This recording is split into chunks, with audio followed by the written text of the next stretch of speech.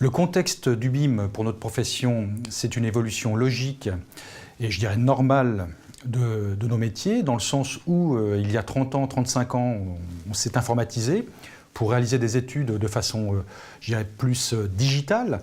Et donc, bon an, mal an, cette évolution arrive maintenant au sein de nos professions et nous allons tout faire pour en, je dirais, ressortir les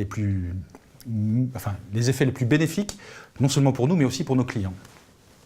Alors, la valeur ajoutée pour nous en tant qu'économistes, c'est de renforcer le travail collaboratif. Ce travail collaboratif existe déjà depuis longtemps.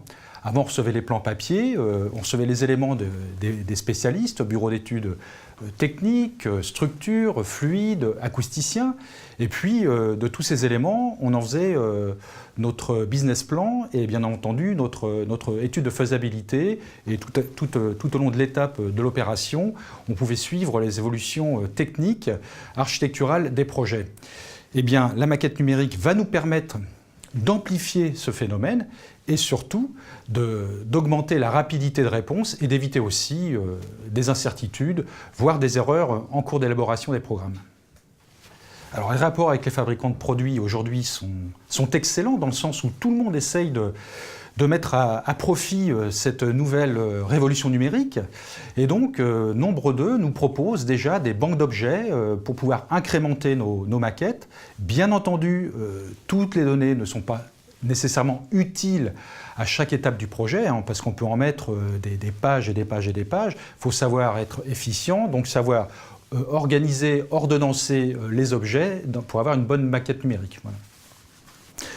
Alors, où en sommes-nous aujourd'hui au niveau du BIM? Eh bien, c'est très disparate. Tout dépend des acteurs, des clients, bien sûr, qui sont une donnée très, très importante pour initier cette démarche. Et puis, pour l'instant, on peut dire que nous sommes encore, malheureusement, au niveau 1 du BIM, mais les choses vont évoluer, à mon avis, assez rapidement quand le donneur d'ordre verra vraiment la valeur ajoutée qu'il pourra tirer de cette maquette numérique. Alors, évolution ou révolution?